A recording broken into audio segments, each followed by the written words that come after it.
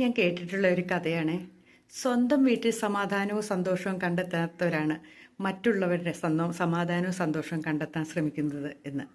നമ്മൾ എവിടെ പോയാലും നമ്മൾ ആ പോകുന്ന സ്ഥലങ്ങളിൽ അവിടെ നമ്മൾ ഭയങ്കര സന്തോഷമാണ്, നല്ല വീടാണോ നല്ല സാഹചര്യങ്ങളാണോ എന്നൊക്കെ നമ്മൾ നോക്കും ഇല്ല, എവിടെയെങ്കിലും പോയിട്ടുണ്ടെങ്കിൽ.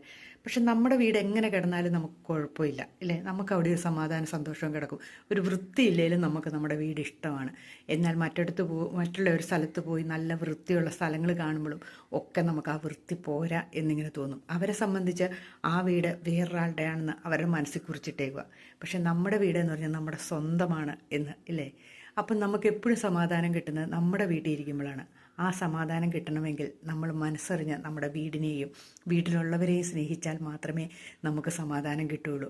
അല്ലാണ്ട് പുറത്തിറങ്ങിപ്പോയി നമ്മളൊരു മറ്റൊരു ഹോട്ടൽ മുറിയോ അല്ലെങ്കിൽ ഒരു വീട് വാടകയ്ക്ക് എടുക്കുന്നതോ ഒക്കെ താമസിക്കും പോലെ തന്നെ ഇരിക്കും.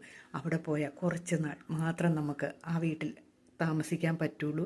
ഇത് വാടക വീടാണ്. മിക്കവർക്കും നമ്മൾ വാടകയ്ക്കൊക്കെ കൊടുക്കുമ്പോൾ വീട് നോക്കാതെ പോകുന്ന കണ്ടിട്ടില്ലേ. അവരാ വീട് അടയ്ക്കുകയോ ഇല്ല, തുറക്കുകയോ ഇല്ല, പിന്നെ ചെതലും കയറി അല്ലെങ്കിൽ പൊടിയും പിടിച്ച് ഇങ്ങനെ ഇട്ടേക്കും. അവരാ നടക്കുന്ന ഭാഗം മാത്രം ക്ലീനാക്കി വെക്കുകയും ഒക്കെ ചെയ്യും ഇല്ലേ. പക്ഷേ നമ്മുടെ സ്വന്തം വീടാണെങ്കിലോ നമ്മളതിനെ വൃത്തിയാക്കി വെക്കാനും സൂക്ഷിക്കാനും കേടുപാട് വരുമ്പോൾ റിപ്പയർ ചെയ്യാനും ഒക്കെ നമ്മൾ ശ്രമിക്കും.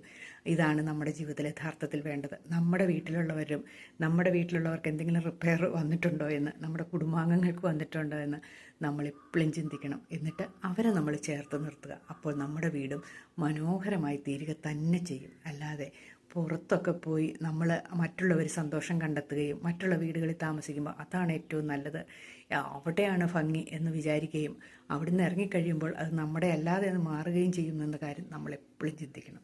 നമ്മുടെ വീടും നമ്മുടെ വീട്ടിലുള്ളവരും മാത്രമേ നമുക്കിപ്പോഴും ഉള്ളൂ. അവരെ ചേർത്ത് നിർത്തുക. അവരാണ് ഏറ്റവും വലുത്.